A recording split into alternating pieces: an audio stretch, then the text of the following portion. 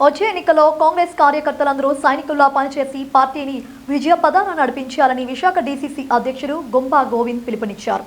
Visakha party కార్యాలయంలో ఏర్పాటు చేసిన మీడియా సమావేశంలో ఆయన మాట్లాడుతూ ఏఐసీసీ అధ్యక్షుడు మల్లికార్జున, పీసీసీ అధ్యక్షురాలు వైఎస్ షర్మిల, ఉత్తరాంధ్ర కాంగ్రెస్ కన్వీనర్ రాకేష్ రెడ్డి ఆదేశాలతో కాంగ్రెస్ పార్టీ ఉత్తరాంధ్ర ఇన్ఛార్జీలుగా కొత్తూరు శ్రీనివాసరావు, మదన్ కుమార్ నియమితులైనారని వెల్లడించారు. వచ్చే నెల 13 ఎన్నికల నోటిఫికేషన్ వెలువడుతున్న పార్టీ బూత్ కమిటీ అధ్యక్షులు, వార్డు అధ్యక్షులు, నాయకులు, కార్యకర్తలు ఉత్సాహంగా పనిచేసి కాంగ్రెస్ అభ్యర్థులను గెలిపించాలని కాంగ్రెస్ నేతలకు సూచించారు. ఏపీలో పార్టీకి పూర్వ వైభవం రానుందని ఆశాభావం వ్యక్తం చేశారు.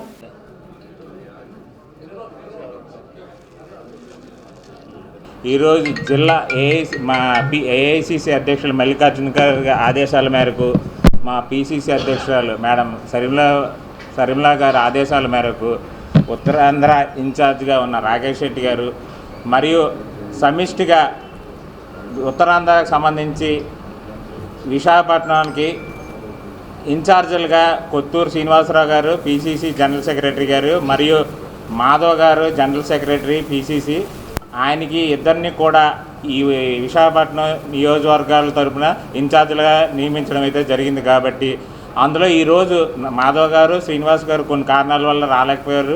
మాధవ్ గారిని ఈరోజు పరిచయం చేయడానికే ఈ కార్యక్రమం.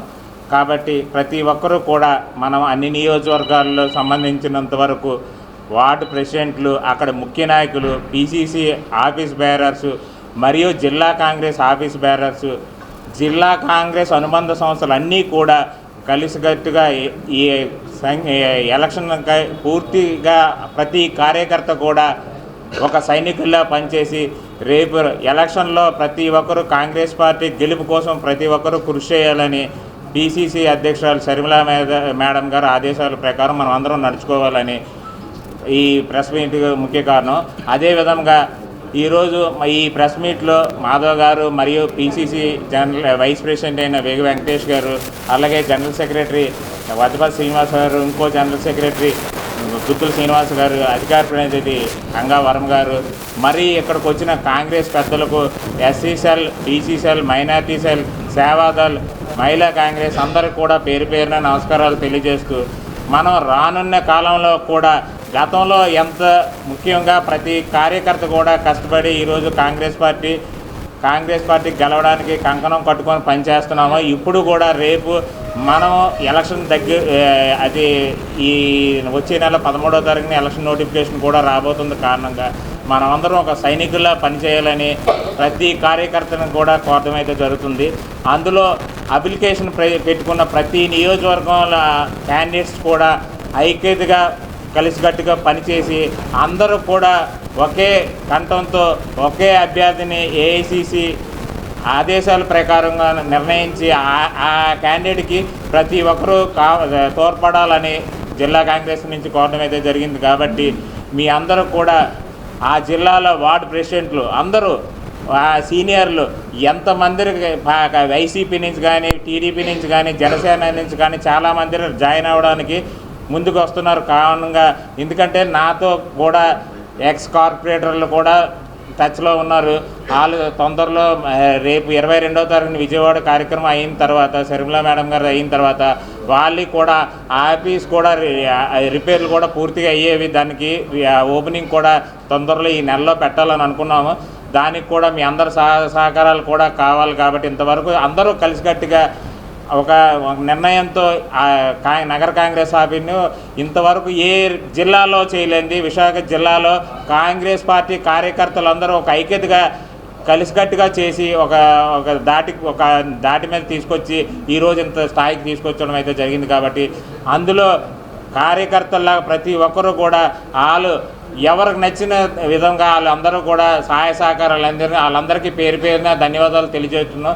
అలాగే ఆ ఓపెనింగ్ కూడా అది త్వరలో రేపు 22వ తారీఖు షర్మిల గారితో మాట్లాడే ఓపెనింగ్ కూడా పెట్టడం అయితే జరుగుతుంది. జిల్లా కాంగ్రెస్ పార్టీ అధ్యక్షులు గంపా గోవింద్ గారికి, మరి PCC war room committee chairman వేగి వెంకటేష్ గారికి, అలాగే పీసీసీ జనరల్ సెక్రటరీ గుత్తుల శ్రీనివాస్ గారికి, అలాగే మరో జనరల్ సెక్రటరీ మధ్యపాటి శ్రీనివాస్ గారికి, ఏబిఎన్ వర్మకి, అలాగే కాంగ్రెస్ పార్టీ అనుబంధ సంఘాల నాయకులకి, జిల్లా కార్యవర్గాన్ని అందరికీ, మరి ముఖ్యంగా పత్రికా విలేకరులందరూ కూడా నమస్కారాలు తెలియజేసుకుంటూ, మరి కాంగ్రెస్ పార్టీ గడిచిన కాలంలో అనేక కార్యక్రమాలు మరి ఈ రాష్ట్రంలో ప్రతిపక్ష పాత్ర పోషిస్తుందో ఏకైక పార్టీ కాంగ్రెస్ పార్టీ అని చెప్పుకోవడం గర్వపడుతున్నాం. అనేక అంశాల మీద మేము రాష్ట్రం విడిపోయిన తర్వాత రాజధాని విషయంలో కానివ్వండి, అలాగే ప్రత్యేక హోదా గురించి కానీ, రైల్వే జోన్ విషయంలో కానీ అన్ని విషయాల్లో కూడా కాంగ్రెస్ పార్టీ రఘువీర్ రెడ్డి గారు పీసీ ప్రెసిడెంట్గా ఉన్న కాడి నుంచి నిన్న కొత్తగా వచ్చిన చరణ్ గారు కానీ, అలాగే రుద్రరాజు గారి హయాంలో కూడా అనేక రకాలుగా ఉద్యమాలు చేస్తూ మేము ముందుకెళ్తున్నాం. మరి ఇటీవల చరణ్ గారు పీసీసీ అధ్యక్షురాలు అయిన తర్వాత విశాఖపట్నంలో మరి భారీ మీటింగ్ పెట్టడమే కాకుండా ఆ రోజు అనేక మంది జాయినింగ్ చేయడం జరిగింది. ఈ రోజున ప్రజలందరూ కూడా కాంగ్రెస్ పార్టీకి ఓటు వేయడానికి చాలా సిద్ధంగా ఉన్నారు. మరి విశాఖ స్టీల్ ప్లాంట్ విషయంలో అయితే ఒక పెద్ద ర్యాలీ కానీ నిరసన కానీ తెలియజేయడం జరిగింది. శర్మారెడ్డి గారు కూడా దాంట్లో పార్టిసిపేట్ చేయడం జరిగింది. ఈరోజు ఆంధ్రప్రదేశ్ కాంగ్రెస్ కమిటీ నుంచి విశాఖపట్నం జిల్లాకి ఇన్ఛార్జీలుగా కొత్తూరు శ్రీనివాస్ గారిని అలాగే ముల్లా మాధవ్ గారిని నియమించడం జరిగింది.